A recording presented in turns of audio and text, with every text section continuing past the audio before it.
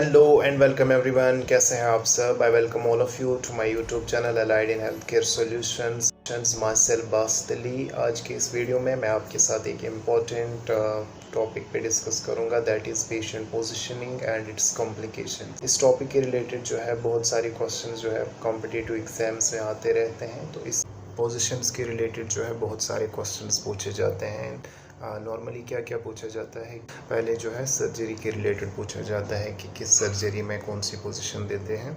Second जो आता है कि जो हमने पोजीशन अब दी तो उस पोजीशन में जो है उसके कॉम्प्लिकेशंस कौन कौन से होते हैं। ठीक, अगर हमने कोई पोजीशन दी किसी सर्जरी में तो उसके थ्रू जो है कॉम्प्लिकेशन चांसेस होते हैं वो कौन से होते हैं। ठीक, थर्ड जो पूछा जाता है कि जो अगर हम कोई भी पोजीशन देते हैं तो वहाँ पे हम पैडिंग रखते हैं। पैडिंग का पर्पज़ क्या होता है कि एक तो पेशेंट को फर्स्ट थिंग कंफर्ट हो जाए, सेकंड पेशेंट को जो है प्रेशर एरियाज़ पे प्रेशर ना पड़े, ठीक, थर्ड जो है नर्व कंप्रेशन ना हो, फोर्थ जो है सर्कुलेशन कॉम्प्रोमाइज़ ना हो। ठीक,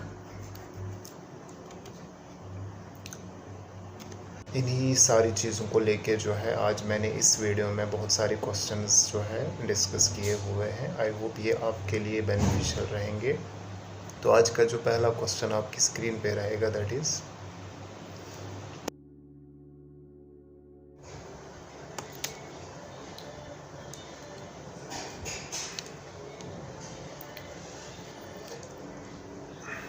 okay, so the first question which is on your screen, the selection of the surgical position is decided by, यानी जो हम एक पेशेंट को बिफोर सर्जरी कोई भी पोजीशन देते हैं वो कौन डिसाइड करता है कि कौन सी पोजीशन इस पेशेंट को देनी है। ठीक, ऑप्शंस देख लेते हैं। Surgeon, anaesthesia provider, circulator, both A and B. Position deciding की अगर बात करें यहाँ पे तो एक सर्जन रिस्पॉन्सिबल होता है, सेकंड एनेस्थीसिया प्रोवाइडर। ठीक, सर्जन को पता होता है कि जो साइट ऑफ सर्जरी है वो कौन से एरिया में मुझे बेटर एक्सपोजर मिलेगा। सेकंड जो है एनेस्थीसिया प्रोवाइडर डिसाइड करता है कि जो टेक्निक ऑफ एनेस्थीसिया है, वेदर स्पाइनल या जनरल एनेस्थीसिया, तो मैंने कौन सी पोजीशन में प्रेफर करना है। ठीक, तो ऑप्शन यहाँ पे जो है बोथ ए एंड बी इसका राइट ऑप्शन रहेगा। ठीक, और जो बात अगर करें सर्कुलेटर की, सर्कुलेटर और फर्स्ट असिस्टेंट की बात अगर करें, फर्स्ट असिस्टेंट और जो सर्कुलेटर है, याद रखेंगे ये रेस्पॉन्सिबल होते हैं पोजीशन देने के, ठीक, पोजीशन परफॉर्म करने के। ठीक, कभी ऐसा भी क्वेश्चन आता है जो सर्कुलेटर और फर्स्ट असिस्टेंट है, इनमें से उनकी कौन सी रिस्पॉन्सिबिलिटी है, पोजीशन डिसाइडिंग या पोजीशन परफॉर्म। तो याद रखेंगे इन दोनों की जो रिस्पॉन्सिबिलिटी होती है that is position performing, not position deciding. ठीक,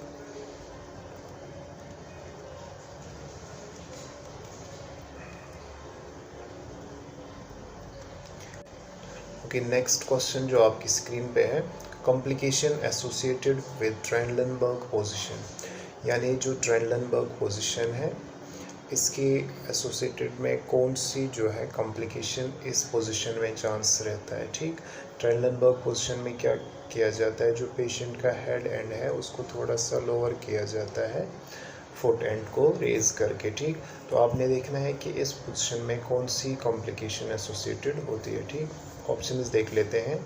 increase in intracranial pressure, decrease in intracranial pressure, increase urine output, none of the above. ठीक, कॉम्प्लिकेशन में ये याद रखेंगे जैसे हेड एंड जो है डाउन है तो जो भी ब्लड फ्लो है टुवर्ड्स ब्रेन जो है ज़्यादा रहता है। ठीक, जिसके कारण से जो है इंक्रीज हो जाता है इंट्राक्रेनियल प्रेशर। तो ट्रेनलनबर्ग में जो है कॉम्प्लिकेशन मोस्टली सीन की जाती है that is increase in intracranial pressure.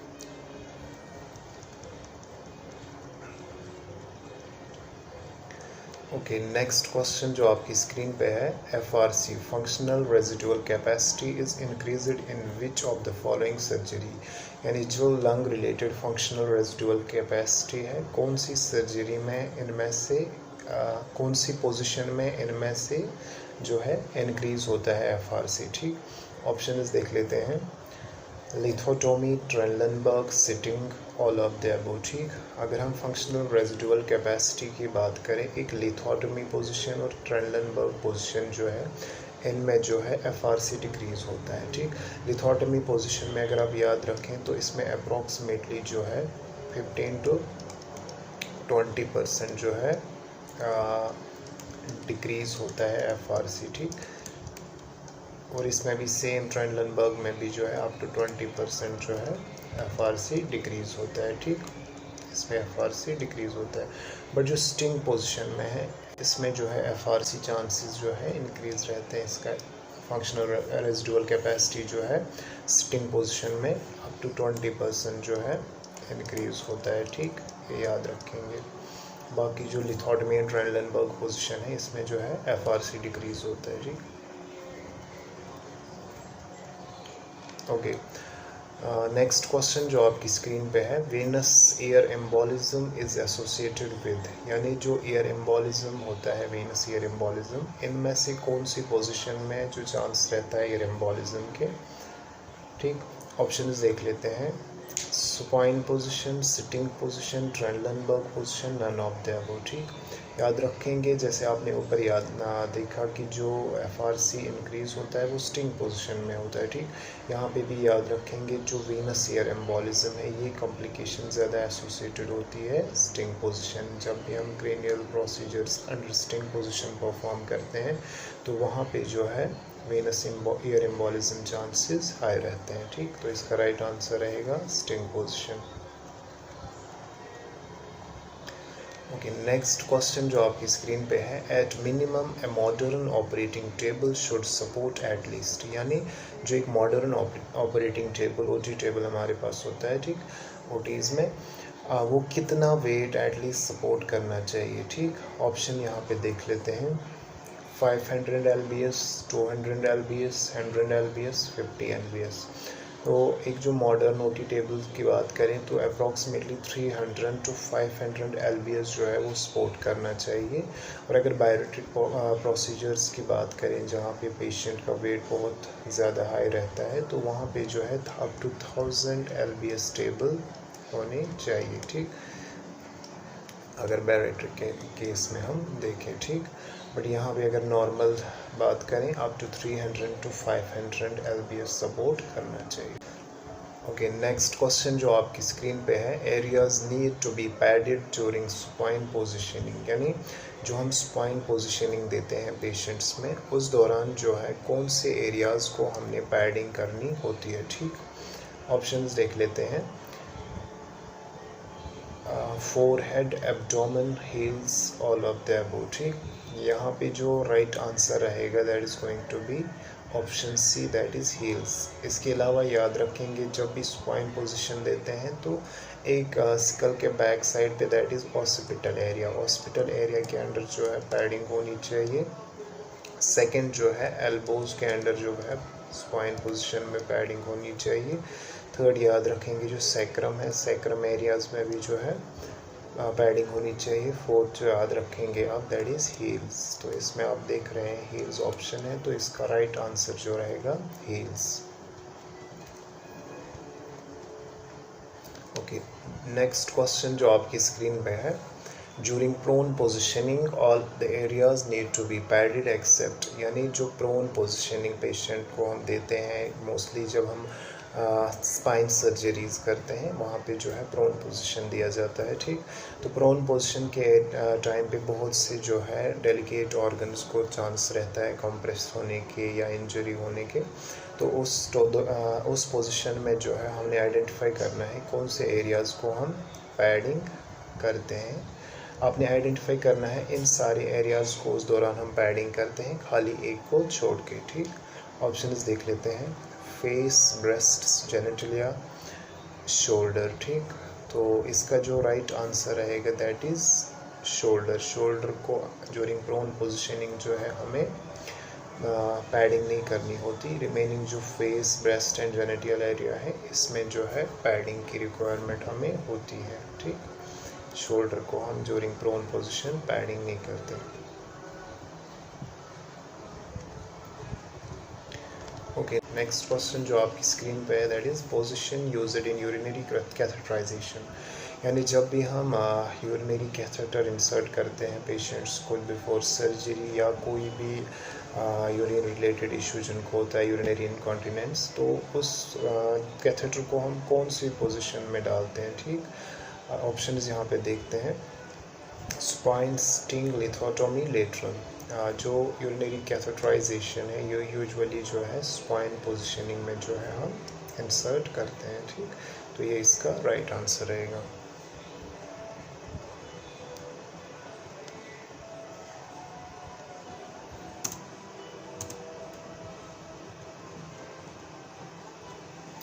Okay, next question जो आपकी स्क्रीन पे है, position used for insertion of Ryles tube. यानी जो रायलिस ट्यूब जिसको हम फीडिंग ट्यूब के नाम से भी जानते हैं, पेशेंट्स को एक तो स्टोमक क्लियरेंस के लिए यूज़ हम करते हैं या फीड करने के लिए हम उनको यूज़ करते हैं। कौन सी पोजीशन में जो है रायलिस ट्यूब इंसर्ट किया जाता है। ठीक, ऑप्शंस देख लेते हैं। Prone, Trendelenburg, sitting with neck flexed, spine with neck flexed. ठीक, तो याद रखेंगे जब भी एक नॉर्मल पेशेंट की बात हो तो वहाँ पे जो है रायलिस ट्यूब स्टिंग विद नेक फ्लेक्सिड में जो है इंसर्ट किया जाता है। और अगर पेशेंट अनकॉन्शियस है या कोई पेशेंट कोमेटोस है तो कोमेटोस पेशेंट में जो है स्पाइन विद नेक फ्लेक्सिड दिया जाता है। ठीक, तो यहाँ पे याद रखेंगे अगर कोमेटोस है तो वहाँ पे आप याद रखेंगे स्पाइन विद नेक फ्लेक्स। ठीक, लेकिन नॉर्मली जो है स्टिंग विद नेक फ्लेक्सिड याद रखेंगे। ओके, नेक्स्ट क्वेश्चन जो आपकी स्क्रीन पे है, all of the following are true except. यानी जो नीचे ऑप्शंस दिए गए हैं इनके रिलेटेड सारे जो है करेक्ट है एक को छोड़ के। ऑप्शंस देख लेते हैं। The anesthetized patient is not moved without permission of the anesthesia provider. ये इसका राइट ऑप्शन है। The anesthetized patient is moved slowly and gently to allow the circulatory system to adjust and to control the body during movement. ये भी इसका right option है। No body part should extend beyond the edges of the OT bed और contact metal parts और अनपैडेड surfaces. ये भी इसका right है, यानी बेड से आगे जो है एज से बाहर हमें कोई भी बॉडी पार्ट नहीं होना चाहिए। सेकंड जो है बॉडी सरफेस कहीं पे भी जो है पेशेंट को मेटल ऑब्जेक्ट या मेटल पार्ट से टच नहीं करनी चाहिए। ठीक, थर्ड एक और जो ऑप्शन यहाँ पे है, body should be fully exposed for better visualisation. ये जो इसका एक्सेप्शन है ये वाला जो ऑप्शन है ऑप्शन डी, क्योंकि अगर हम बात यहाँ पे करें body should be never exposed fully, only those areas should be exposed where surgery is perform. ठीक, तो ये याद रखेंगे अगर पेशेंट की जो पर्टिकुलर एरिया में सर्जरी होनी है बस उस एरिया को एक्सपोज करना है, रिमेनिंग जो है अंडर ड्रेप होना चाहिए, कवर्ड होना चाहिए। उससे क्या होगा, एक तो पेशेंट जो है अगर आपने फुल्ली एक्सपोज करा पेशेंट को चांसेस रहते हैं हाइपोथर्मिक के। ठीक, मेन जो है इसमें concern that is patient hypothermic हो जाएगा। सेकंड जो याद रखेंगे जो पेशेंट की डिग्निटी है उसको भी हमने मेंटेन करना है। तो ये दो जो है कंसर्न्स है। Only those areas should be exposed where surgery is performed. हाँ, तो ये याद रखेंगे इसकी एक्सेप्शन है।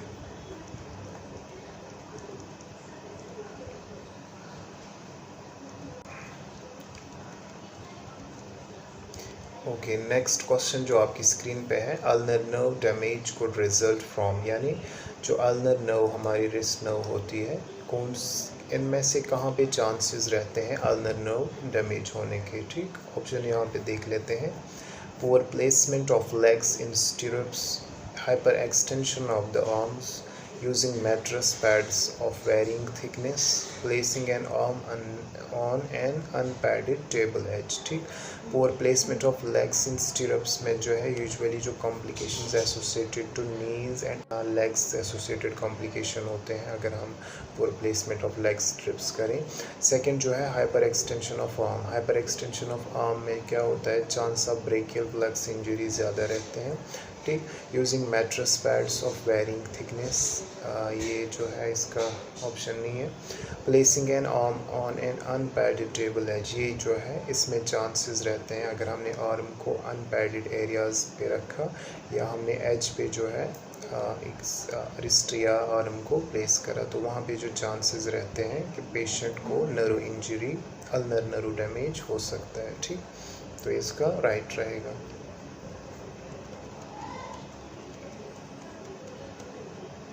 ओके, नेक्स्ट क्वेश्चन जो आपकी स्क्रीन पे है, the anaesthesiologist close the eyelids of a general anaesthetic patient for all the following reasons except, यानी आपको इस क्वेश्चन में जो पूछा जा रहा है कि आफ्टर एनेस्थीसिया जो एक एनेस्थीसियोलॉजिस्ट होता है पेशेंट को आइज़ क्यों क्लोज करता है, आईलिड्स क्यों क्लोज करता है। आपने भी देखा होगा टेपिंग करके, नीचे सारे जो ऑप्शंस है उसके रिलेटेड करेक्ट है, खाली एक को छोड़ के, ठीक। ऑप्शंस पहले देख लेते हैं। प्रिवेंट ड्राइंग ऑफ द आई, ये भी जो है इसका राइट है। पेशेंट को अगर हमने आईज ओपन रखी तो चांसेस है कि वो ड्राई हो जाएगा, तो जिसमें आई इंजरी चांसेस होते हैं फिर other. Second, prevent the patient from seeing the procedure, ये अभी इसको रहने देते हैं।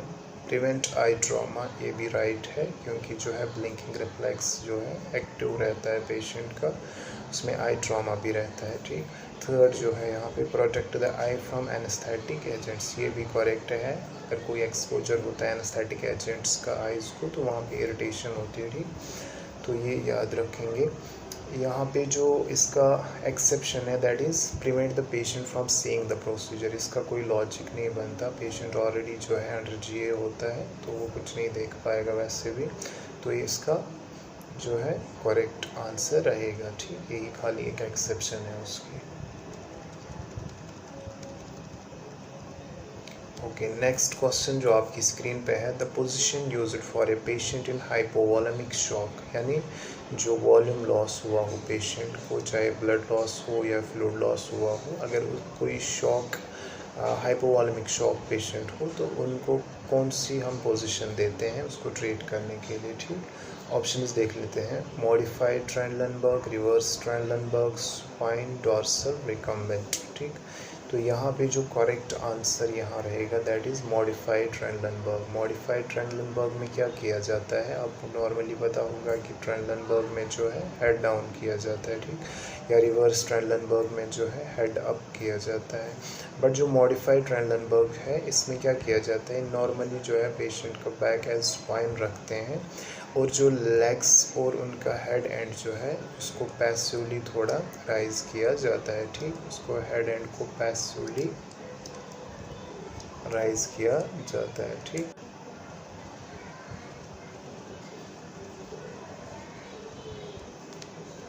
नेक्स्ट क्वेश्चन जो आपकी स्क्रीन पे है, the position that allows greater access to the lower abdominal cavity and pelvic structures due to gravity, ठीक। यानी जो इसमें आपने आइडेंटिफाई करना है कि कौन सी पोजीशन में जो है हमें लोअर एब्डोमिनल ऑर्गन्स को बेटर एक्सपोजर या ग्रेटर विजिबिलिटी मिलती है, ठीक। तो ऑप्शंस देख लेते हैं यहाँ पे। रिवर्स ट्रेनलनबर्ग, लिथोटोमी, ट्रेनलनबर्ग, स्पाइन, ठीक। तो ग्रेटर एक्सपोजर या ग्रेटर विजिबिलिटी जो हमें लोअर एब्डोमिनल ऑर्गन्स को मिलती है वो यूजुअली जो है एक हमारे पास जो है ट्रेनलनबर्ग पोजीशन में मिलता है, ठीक। तो ट्रेनलनबर्ग में जो है greater access to abdominal organs हमें मिलता है, ठीक। ओके, नेक्स्ट क्वेश्चन जो आपकी स्क्रीन पे है that is what position is used for facial, cranial और रिकॉन्स्ट्रक्टिव ब्रेस्ट सर्जरी, यानी जो फेस के प्रोसीजर्स या क्रेनियल के प्रोसीजर्स या ब्रेस्ट रिकॉन्स्ट्रक्टिव सर्जरीज जो होती हैं उनमें से कौन सी पोजीशन को हम प्रेफर करते हैं, ठीक, या कौन सी पोजीशन देते हैं। सिम्स, फॉलर्स, रिवर्स, एंटीरियो, लेटरल, ठीक। तो ये प्रोसीजर्स जो है यूजुअली फॉलर्स पोजीशन में परफॉर्म करते हैं, जिसको हम दूसरा नाम देते हैं सेमी स्टिंग पोजीशन। इसमें जो है एंगल क्या रहता है दैट इज़ 45 to 60 डिग्री का एंगल इसमें रहता है, ठीक। तो ये इसका राइट आंसर रहेगा।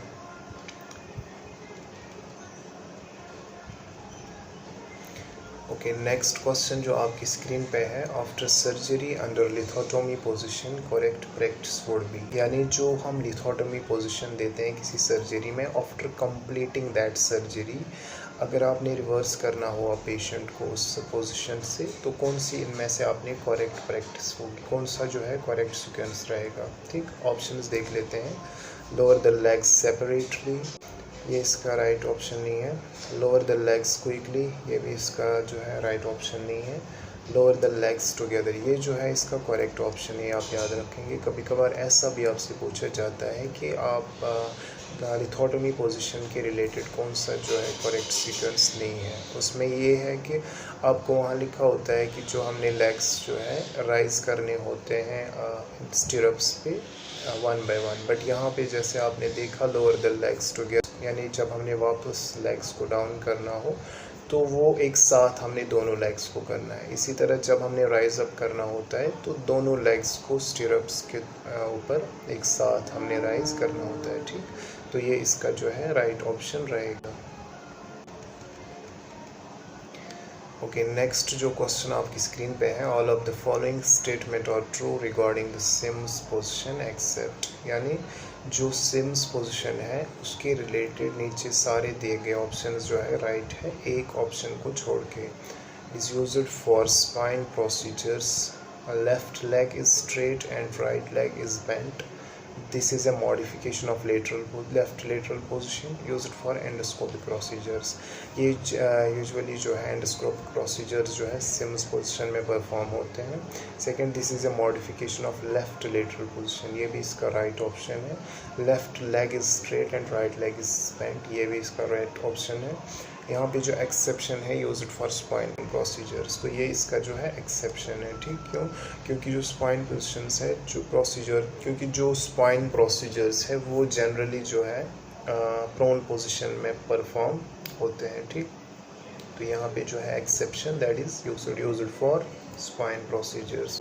नॉर्मली जो है सिम्स पोजीशन को हम कोलोनोस्कोपी में ज़्यादा यूज़ करते हैं। ठीक, बट स्पाइन प्रोसीजर्स के रिलेटेड आप याद रखेंगे वो हम प्रोन पोजीशन में परफॉर्म करते हैं। ठीक, तो ये इसका जो है एक्सेप्शन रहेगा।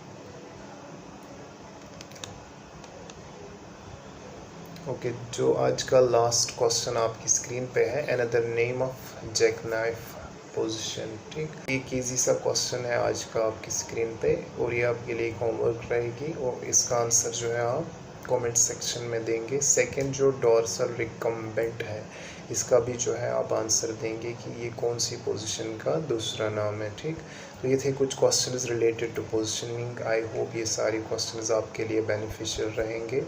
मिलते हैं नेक्स्ट वीडियो में किसी और टॉपिक पे, तब तक के लिए अल्लाह हाफिज़, बाय।